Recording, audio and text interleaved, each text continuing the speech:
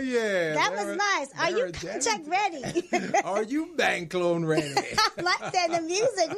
That was nice. So we're back on the Business Zone with Dawn Strozier and Gilbert Buchanan. You're a small business paramedic. And after that great discussion we had earlier about payroll, I'm feeling like we should do some marketing. Absolutely, because we need marketing. We need marketing. We need to be able to market so we can have the money to do the payroll. I wonder if our next guest can tell us a little bit about that, huh? Yes, and I'm excited to introduce Kouture. She's an experienced strategic business development advisor. She specializes in impactful consumer engagement and marketing plans with the purpose of increasing the company's value in retail marketplace. She has over 15 years of experience in corporate freelance and in all sectors of retail, and she's doing a whole lot. So as a charismatic speaker and trainer, she decided to make another strategic move. I have to say this, in 2014, she published her first book, Little Steps to a Big Bounce Back. I like that. She wanted to write books, and then she also wanted to create self-help titles for people who really wanted to get help.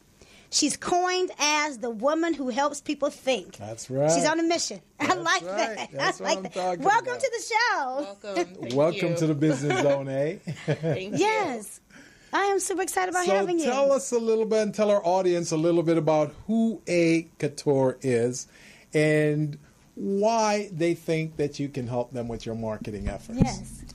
Well, thank you so much, both of you, for having me here today. I'm super excited about marketing. I think that it's the lifeblood of a business. You cannot have a business without people. That's true. And so I believe that with a dynamic engagement plan and some passion and a great team to be able to help rally around you to spread your message, that, you know, people can really go from, you know, a very small seed of a business to something huge and life-changing that can change the lives of not only themselves, but the people around them. I agree. Absolutely. I totally agree. Absolutely. And has been working with a lot of large firms. You know, she's been to China. She's been all over the place.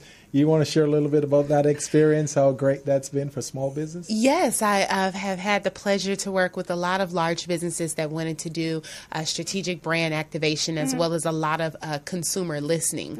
So I've had the pleasure of being able to travel globally for those projects. And what's really been important is getting to know people of different cultures.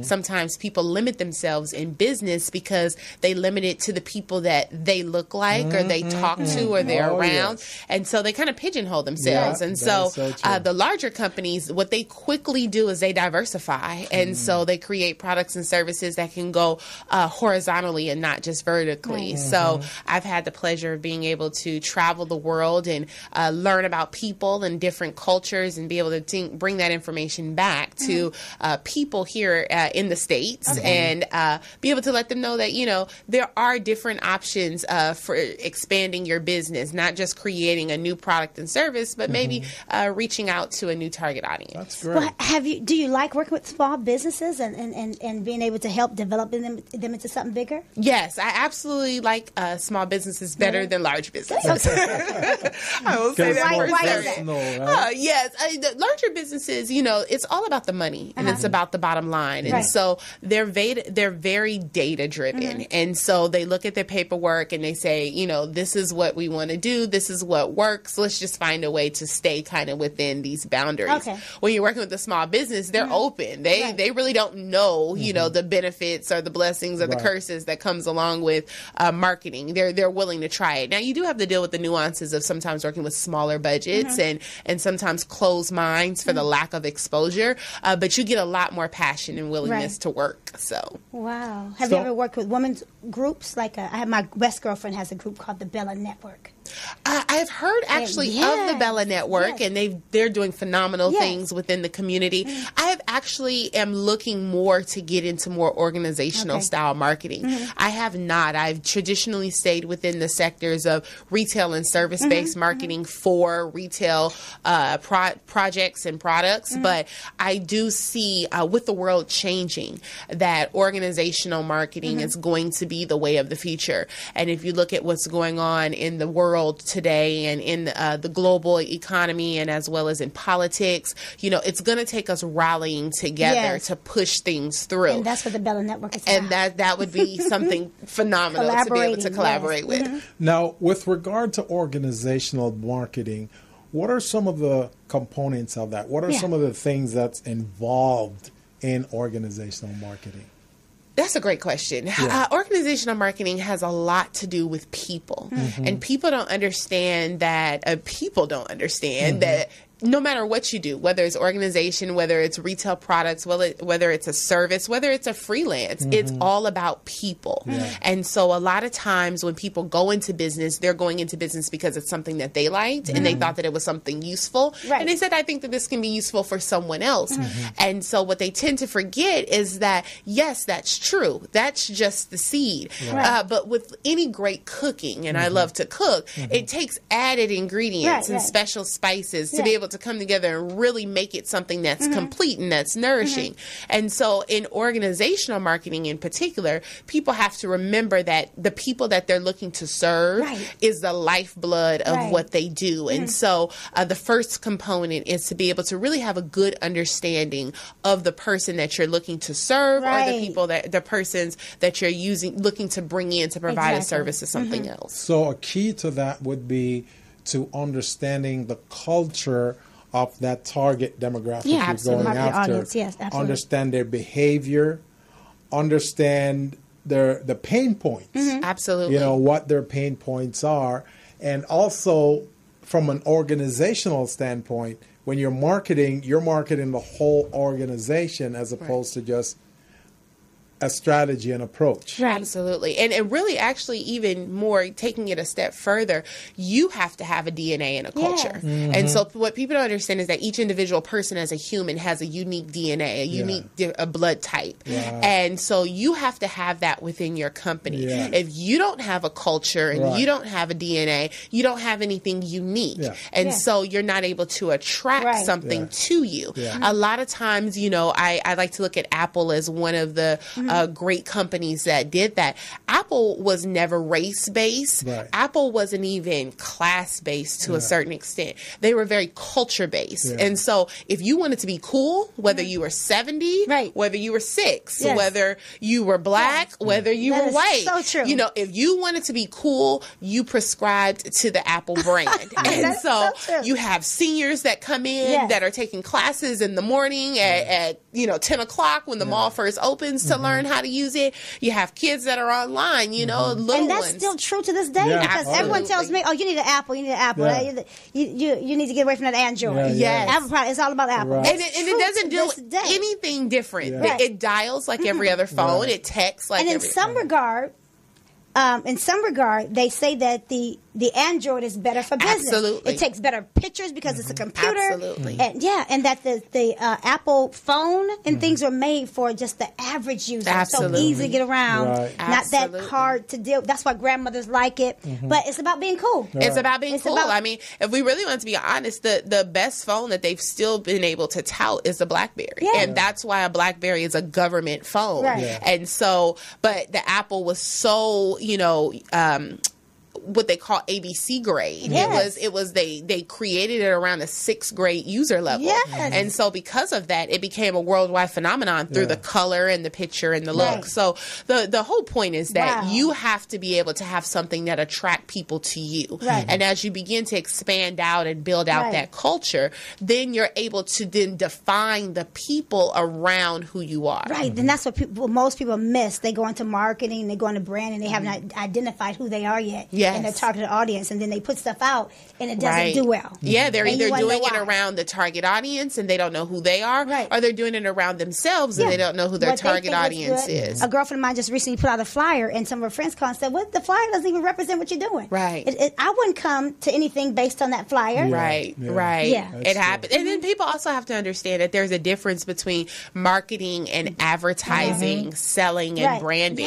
We get all those things confused. And what's they the get them all difference in confused. branding and marketing? marketing? Well, branding is what we just spoke of. It's your DNA. Right. It's your culture. It's how you come out the house. If you're a well-kept individual, well-groomed individual, you can tell when we see you, you know. Yes, you know, you guys look just like that. Cool. You guys are cool, you know.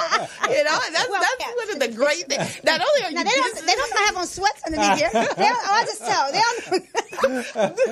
Not only are you guys business professionals, you're cool business professionals. Right. You don't find that often. Most of them are really stuck up and, you know, very boring and very dry. You guys are very cool, hip people. Right. So that's your brand, and that's your DNA. Yeah. And then you have marketing, and marketing is coming from the inside going out now. And branding is what you are on the inside and how it portrays out to other people. And then marketing is going out and pulling other people that's attracted to that. Right. And so that's attracted to your brand. Like-minded folks. Like-minded people that gets into that. That's not advertising. Now, advertising is taking that person that's attracted and what I have to offer and pointing them into the direction of something that I have that I want to sell.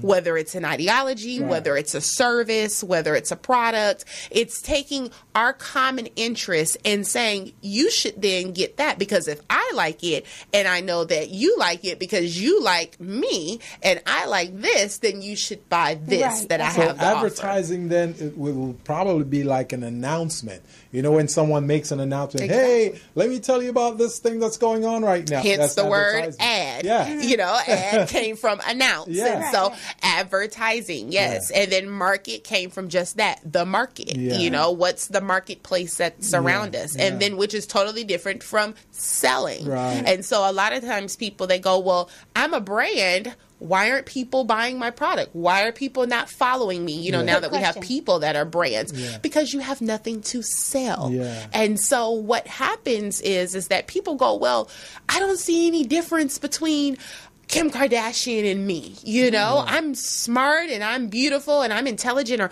there's nothing different than Oprah or Ayanna Van Zam and me, you know, or, you know, that Tony Robbins, what does he do that's any different than me? They actually have something to sell. They've taken their knowledge or their beauty or their connections and they've packaged it into something that they can get people to buy into. And a lot of it is brand them, but they continue to have an offering. Yeah. And so you can have a market, which is your marketplace, people who are attracted to your DNA. Yeah. You can have a brand, which is who you are, you know, you're the cool factor, but and then you can advertise, hey, come talk to me, come listen to me, I have something great to say. But then when they get there, you know, if I show up to your house and I show up to your restaurant and there's no food, you know, it's kind of like, problem. Oh, why are we here? You know, and I love food. I love to eat. So. She's too cute. So awesome. I wanted to ask this, as a small business owner, what are some of the tips that you can give us to say, when you're starting your marketing campaign, these are some key things you're going to look at? Great What question. are some of those? The first thing is what we just talked about. Who are you and what are you selling? Like you just gave an example with your friend. You said that it wasn't a proper representation of her. You know, you have to have a good network, which I can tell, you know, your group has, and good accountability. Because a lot of people will have people that'll tell them and then they won't listen, you know, or people, they're too scared to tell you. Like, you really need to know, like, you know, what are you selling? You know, what's your company and what you're selling? And then number two, you need to have a clear market. You need to, I mean, even if you have a market of 4, you know, like I tell people all the time, BlackBerry sells a phone called the Porsche phone. And there's also another phone that's called the Verta phone. And these are phones that the average user will never see or ever touch in their entire life. These phones go somewhere between maybe $20,000 and $30,000 for a phone. Are you serious? They have personal concierge services connected to the phone. They're able to have push touch to be able to get access to private jets and access to American Express, where I can get them tickets to any type of concerts that they want to attend. So these are high yield phones. But these high yield phones are directed to a very small Very group. niche market. Very niche market. And so they know that they're not they're not planning. The average person on the street is not going to pay $30,000 and they don't need a concierge. Right. So they're not interested in trying to advertise in our magazines or in our billboards or, you know, on our television or online platforms because that's not their market. And so I tell people all the time, if you're very clear about not one, who you are and what you're selling, and then who the market is, it can really dispel a lot of myths. Maybe you don't, for what you're selling and what you're doing, you don't need 1 million followers. Maybe you only need a good 100.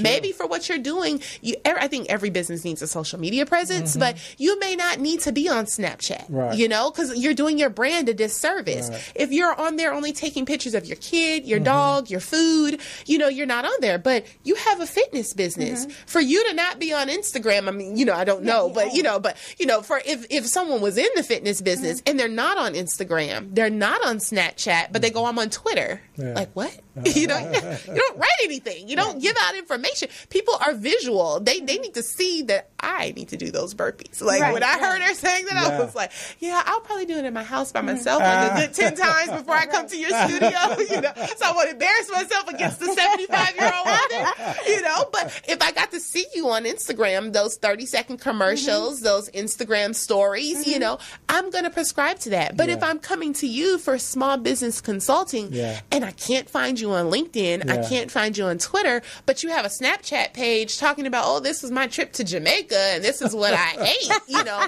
it's a total disconnect. So people need to be very clear about who they are, about what they're selling and who the market is and the best way to approach that market before they come out with a plan. Absolutely. That is a very good point that you just brought up. And I wanted to talk a little bit about separating your personal, I don't want to say personal brand per se, but your personal from your business. Because a lot of small businesses, they bundle it too. And they think, like you go on Facebook, you see them with pictures of their dogs and whatever vacation they've been on, wild parties they're having. And then you see some picture of their business and it's like, come on, you know, you don't mix those two. You got to separate it. So if you could talk a little bit about that and let the audience know why it's important to separate those two. Yes, and let me be very clear, that can also be a myth. So it's actually depending on what you're doing. And let's go back and use our beautiful co-host as an example. She has an Instagram. I mean, she has a fitness business that's on Instagram, but you have a fitness business. So really, because she's in health and wellness, her lifestyle is an extension of her business. So to be able to see like, well, how does she eat? How does she rest? You know, what, you know, people now are so, you know, technical. It's like, oh, it's just a filter, or she's not this. No, she really eats clean. She really is beautiful. Like, you know, I just want to touch her skin, you know? So, I mean, these are things that are an extension. So your personal brand is your business. So that's totally different than, say, for instance, with you. No, your brand is your brand, which is your business, and your personal is your personal. And for me, it would be the same. The only time a person like myself would be in it was if my core business was along the lines of personal branding. So if I was in a business where I was like doing like modeling consulting, if I was in a business of real estate, that's something that could be in the middle, a shade of gray. People want to know, if I'm going to sell $1 million property, do I have $1 million mindset? Am I surrounding myself around things that would attract that type of customer as well as be able to properly sell that client? Because I would want to know, well, if I'm putting my house up for sale and it's $10 million, do you have a $10 million network? Or do you not even have that network and you would just do me a disservice as well as yourself? So you really have to be very clear on the type of business that you have, and don't be delusional about it. Don't try to be that person that goes all the way across the board and is like, yeah, I could do it. No, you can't. If you're in accounting, your personal business has nothing to do with it. If you're in computer sales, and even to a certain extent, if you're in photography, I see more photographers taking pictures of themselves and holding their camera. And you have to go like, No, we want to see the subject or the product, you know. Exactly. So in those areas where there's shades of gray, I believe that you should kind of get some insight from others,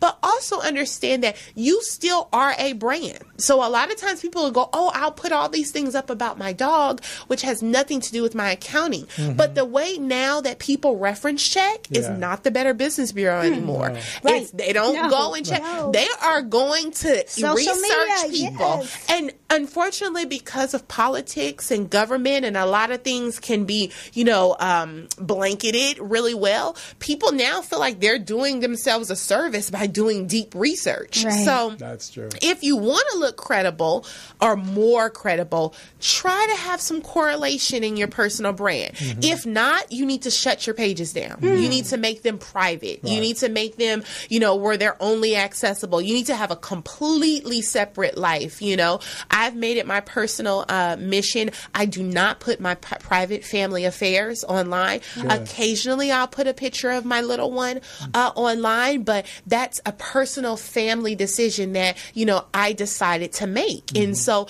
if someone was to cross that line, and I'm very clear with my family members and my close friends, I go, you know, I love you and you know that we're close, so you don't need to be friends with me on social media.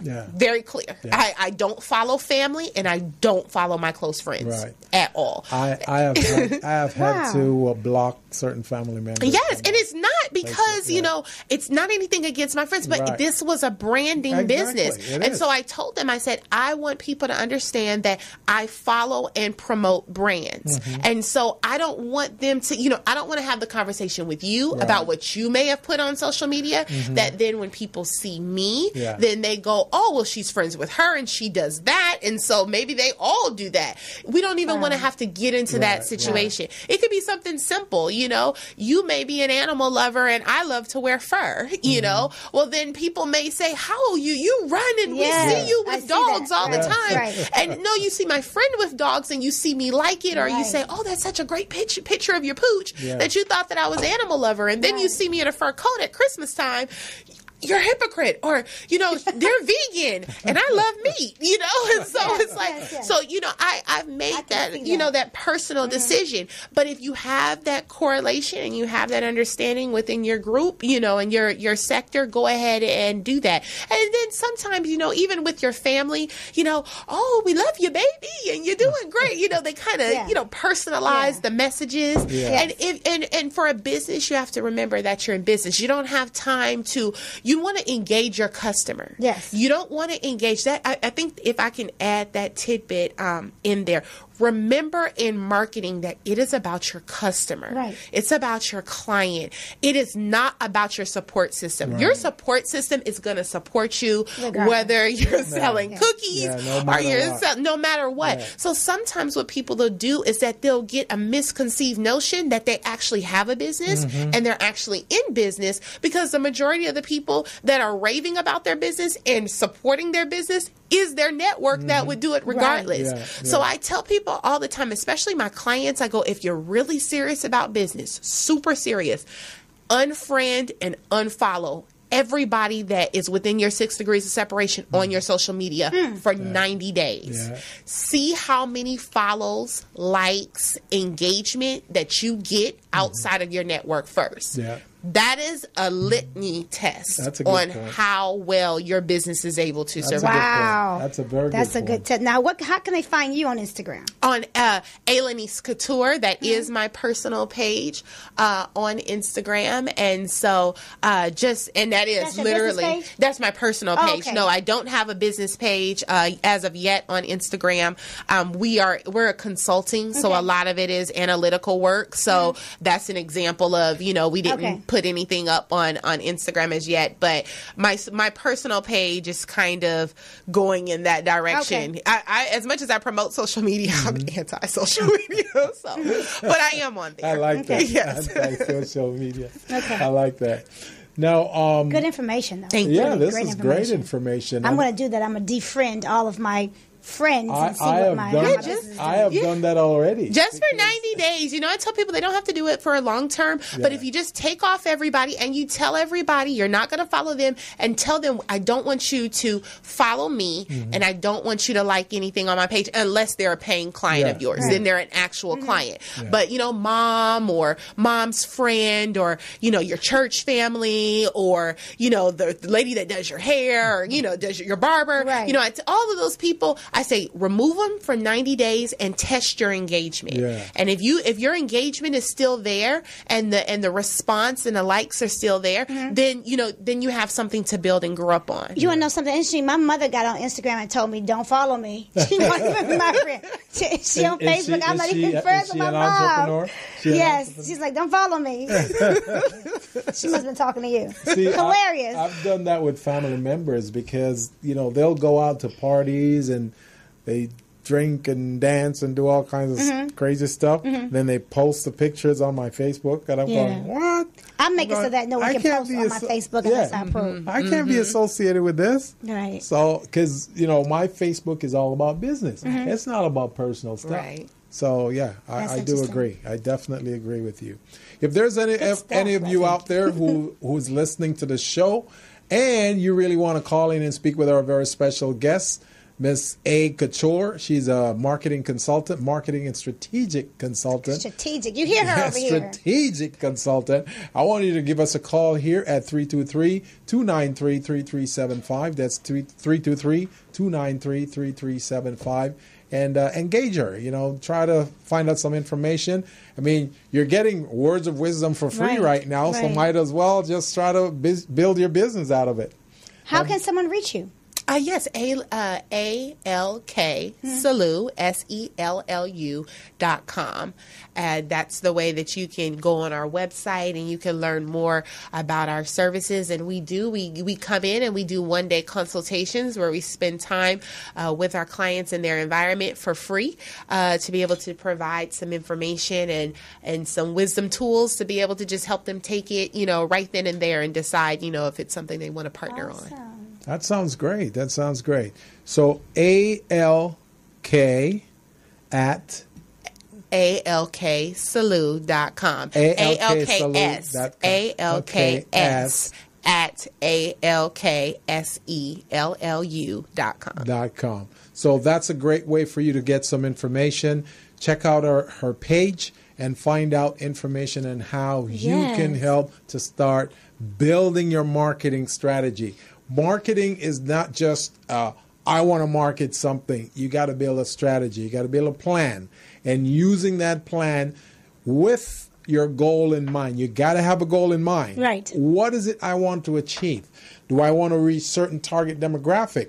Do I want to generate X amount of dollars? Do I want to stay local? Do I want to stay national? Do I want to go international? So these are things you want to look at when. And before you do that, you got to ask yourself a couple questions. Who are you, right? Right. And what are you selling? And what are you selling? And then just for the the internal portion of it, so that you can have a better quality of life. Because business is hard and business is stressful and it's tiring. And being an entrepreneur is something that is not easy. 24/7. So yes, it's 24/7. And I think the best way for you to be most successful in your marketing is to always remember first, what do I have to give? You know, it's something that we use in your personal life. They say it's better to give than it is to receive. Absolutely. And so a lot of times in business I hear clients create marketing plans on, I want $1 million by X amount of time and I want X amount of followers and I want X amount of sales, but they haven't really, and they'll know, like, I know what I'm selling. I'm selling this book or I'm selling this mug, but what does it do? How does it solve a problem? How does it change a person's life? You know, you didn't buy Apple because you wanted a phone. You bought Apple because you wanted to feel cool again. You wanted to feel like you were a part of a club or a sector, you know? A lot of women engage in organizations because they want to feel empowered. They want to feel like they're a part of something. They want to make sure that they're a part of change and they're not just on the sidelines watching. So when you understand understand, you know, when you said earlier about pain and pulse points and things, people have to really understand that all of that goes into you helping a person accomplish something. Yes. You being the ultimate giver, Right. not just the person coming to you and you solving their, you solving their product through their problem through your product, but you as an individual, your company brand, your culture, your employees, your strategic partners, everyone is there to give and to be of service. Right. And if you can do that, then you'll be a business that's in business forever. And you're not just a business that is 15 minutes of fame and they go and come, you know, like we see so many people out there. Yes. Facebook was very successful in actually bringing the family together. Little do people know, people go, oh, people don't talk and communicate with each other because of social network. People weren't talking and communicating with each other prior to social network. But now I have a platform that I don't have to talk to my mom, but I can like her photo, you know? See what's going on in her life. Exactly. I can see all the nieces and nephews, you know? I can send that college gift off to, you know, to my friend's daughter, you know? So it has brought some level of connectivity back to the culture. And, you know, with all things, it can sometimes go left or become perverted. But you want to remember that your business, your brand, your product, your service has to give more than it receives. And if you can do that, and if your product and brand does that, then you'll be in business for a long time. That sounds Has great. to give more than you receive. That is a principle. Yeah. And that's been one of my long-term principles. That's a biblical scripture. Gotta give away something. It's because that teaches, that shows your customers that you're serious. Yeah. You know, you're giving away something, they go, oh, wow, they're giving me this to help me solve my problem. Good. Well, maybe I'll listen some more. Just like those words of wisdom you just shared. Right. Those are priceless. And the good thing about this show, this is being recorded right now, so it's going to be on YouTube, so you can go back to this and you can revisit it. And Tony Robbins has a quote that says, give more of yourself than anyone would expect of you. Don't just give, but give more of yourself. Because when you give unselfishly, when people think that you care, then they'll give you the world. It's all about empathy. You know, it's all about empathy. I mean, we're living in a world right now where you can see that it's selfish, it's narcissistic, it's cold.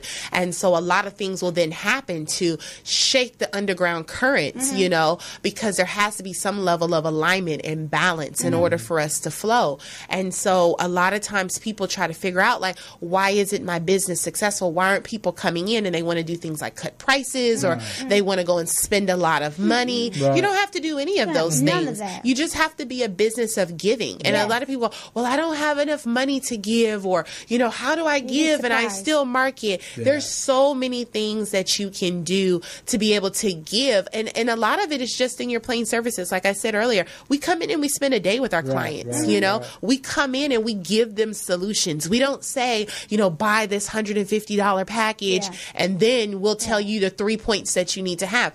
We've had that in culture and in sales and in marketing, and it turns people off. But if you have people that come in and you say, let me give you actually something that you can take home tonight and chew on, you know, then you don't want to say people will feel guilty, but it'll be in the back of their minds like, why did she do that? You know, like, or why did their business, you know, so you want to be able to create that culture, and you want to be able to hire people, and you want to have strategic partners around you that have that same mindset. So I have a client that recently, we were training at a particular gym, and during the training, and it was, she had just paid me. It was time for, my clients pay me per month. I have some that pay me upfront for the month. When we finished, we were training, and she had just paid me. It was the first. And then after that, we found out that someone had broken into the locker and taken everything from her. Wow. They took her cell phone, they took her bag, and she walked outside, took her car, stole her car. So I'm looking at her. She just literally, she usually cash apps me, or she usually sends the money through our what do you call it? Our bank account. Yes. Oh, okay. However, this time she likes to bring cash. She's an older lady. She likes to give cash away. So she gave me cash. She just so happened to give me cash. Wow. So she comes out crying in tears. I stopped what I was doing, ran over to see what happened. She said, someone just broke into my locker. She went outside, came back in, and they stole my car. So then she was trying to get home to see. They stole her car keys, her cell phone, everything. Wow. And she takes care of an elderly lady, and she's like, I don't even know how I'm going to get to work. I can't call them. So I'm standing here with the money she just gave me. So I said, listen, I'm going to give you your money back. She says, no. I said, yes.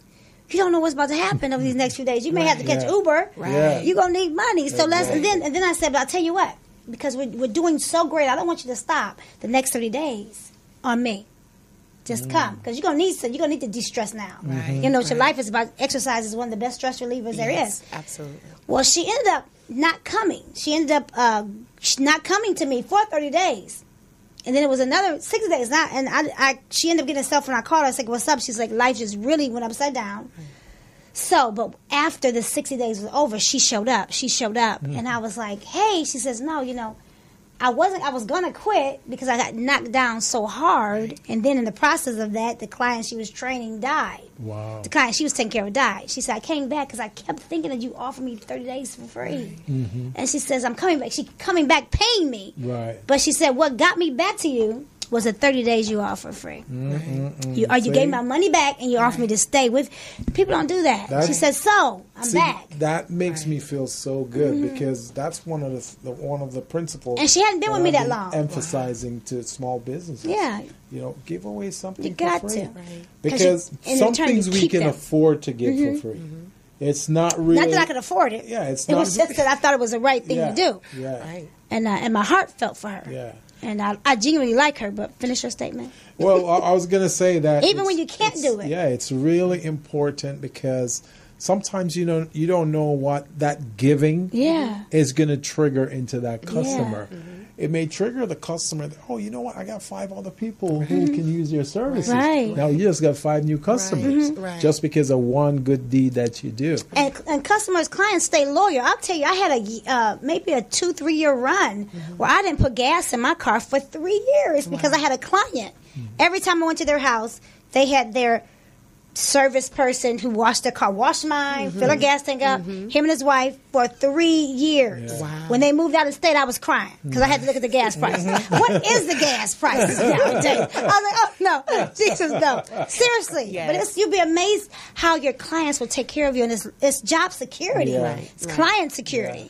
And it can be built into your sales plan. Mm-hmm. You know, I tell people all the time, you know, it doesn't have to be your actual product. Mm-hmm. You know, it was the fact that was, you gave an extension of yourself, you know? And so I tell people, like, say, for instance, you have a restaurant, you know, don't understaff your restaurant, you know, don't be skimpy on the people that you have covering because you want that customer service to maybe be what you give. Yeah. You know, you can't necessarily give away food because that's your food cost, but you can have very attentive customer service so that when people are there, they're like, wow, you know, she asked about my family. She created a rapport with me. You know, they were very kind. You know, maybe we have things seasonally. She remembers my children's name. She knows my menu when I come in.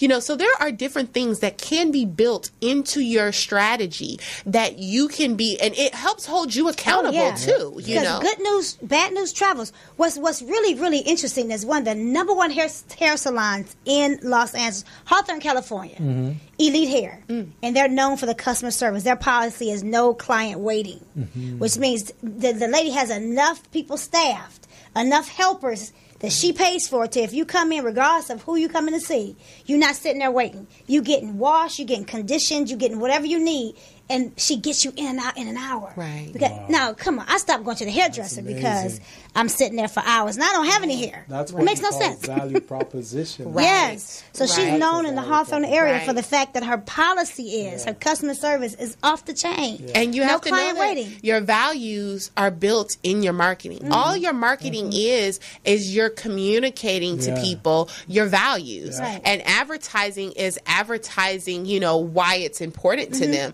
You know, you're making an announcement of why it's important to them. But that's people keep thinking that, like, oh, I need a marketing plan, like it's hard, or no, that's all. The only thing you're doing is you're saying, how do I put out here to this person, I'm a lady, she's a lady, we both get our hair done.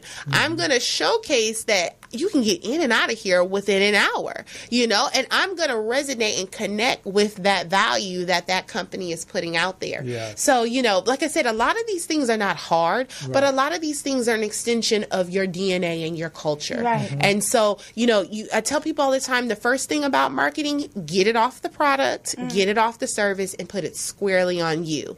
And not on you as a brand, but on you as a person. And if you create that value value proposition of what you're selling, I don't care if you're selling cookies. It's baked fresh with love. That's a value proposition, because that freshness means that there's someone attentive, that's hands-on, that's working and making sure that that product is out there every single day. Right. If you say that, you know, it's with all of these unique ingredients, that means you paid attention to detail. You weren't just trying to cut corners with cost. And if you say, you know, we customize it for anything that you're putting your customers' needs first, delivery, you know, so it's an extension of who you are, you know? And so if you want to come in and you want to have the store open all the time, you know, you don't want to come in and some days you're working, some days you're not working. And then we see pictures of you in Dubai on your social media page, but you're sending me messages telling me that, oh, it's time for you to pay me again. You know, I'm here I am, I'm in China and I'm taking pictures on the tower and I have my food and then I'm cash apping my client saying, I need your payment by the 15th. But in the same breath, they're looking for, what's this engagement, you know, event that we're getting ready? Oh, yeah, I have it. I'm going to give it to you when I get back. I'm out of town, you know, working on client business. Yeah, on that tower with that beautiful food, you know? So you have to understand, does that communicate what you're marketing? Is it communicating the values that you sold initially to your client? Now, that doesn't mean that you don't have a private life, and it doesn't mean that you don't, you know, express your personal interests, but there has to be that separation. I totally agree. Outstanding. Totally we agree. have to talk. Totally agree. Well, we've got about 2 minutes to go. Is there anything you want to wrap up and share with the audience? Anything addition about marketing that some real basic stuff that you think they need to know? Yes, alksalou.com, ALKS at alksalou.com is where you can email me at any time. And I'm just very excited and grateful that, you know, we're in a time right now where people are really taking their future into your own hands, into their own hands. And I think if I want to leave anything, that's what I would say. Really take your future into your own hands. Don't give it to anyone else. And the first way that you do that is to have a real good sense of self, who you are and what you're doing and why you're doing it, and make sure that it's always, you know, you're providing more than what you're getting back. I love that. I love that. Awesome. And Dawn, you want to share anything, any final words? Yes, please. Please follow me on all of social media at Dawn, D-W-N, Strozier. Strozier. You can also follow me now on the new talk show called The Blend. Right here on Facebook, The Blend, Facebook.com/The Blend. Talk. Every Thursday at 7 p.m. Right. Yeah, I'm super excited. But next week, listen, the CEO, the creative executive producer will be here along with Peace Ahmad, one of the psychologists on the show, and we're going to talk about The Blend. Perfect. And for me, I'm Gilbert Buchanan, your small business paramedic. And I just want to remind you that on October 22nd, we're going to start our certification training program. We're going to teach small businesses how to become certified. We're also going to help you in the class to at least access to certification so you can walk away being certified. So we're going to do DBE certification, SBE, CBE, which is a community-based business enterprise with the County of Los Angeles. That's not really a new one, but that's a certification that's getting a lot of popularity right now because the county has $4 billion in construction dollars that they want to share with small business. So please remember, October 22nd, Crystal and I will be hosting that certification program, and it's going to go from October 22nd to the end of November. So stay tuned. We're at the end of our time, and it's been definitely a pleasure having our wonderful guest, Ms. A. Kouture, on the Business Zone, along with our previous guest, Kunya Nix, and of course, our very special guest host, Miss Dawn Strozier, who now has her own show as well, The Blend. So we can't wait to watch her at 7 o'clock on a Thursday evening. But if you've missed it, you can go right now to Facebook and take a look at it. You can go to Facebook and check it out. Yes. It's a great show. Never too late. And thank you for tuning in. Remember, the Business Zone is on every Friday from 3 to 5 at morrismedialive.com. Yes. And we really want you to participate. We're out. We're out. As a small biz pro, I saw we roll, using procurement, program, and control.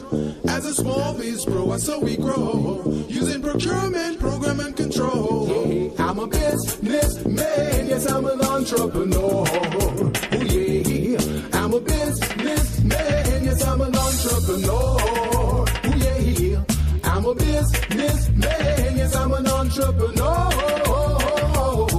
I'm a businessman, yes, I'm an entrepreneur.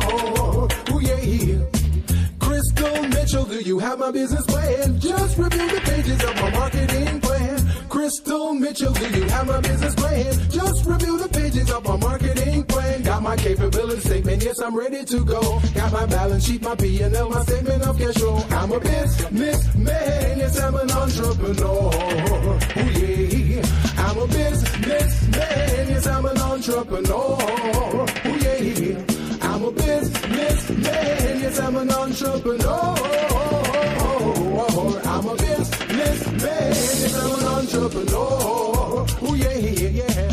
Crystal Mitchell, do you have my business plan? Just review the pages of my marketing plan. Crystal Mitchell, do you have my business plan? Just review the pages of my marketing plan. Got my capability statement, yes, I'm ready to go. Got my balance sheet, my P&L, my statement of cash flow. I'm a businessman, yes, I'm an entrepreneur. Oh yeah, I'm a businessman, yes, I'm an entrepreneur. Oh yeah, I'm a businessman, yes, I'm an entrepreneur. I'm a businessman, yes, I'm an entrepreneur. Oh yeah, got an appointment with the SBA. My business license and my CB.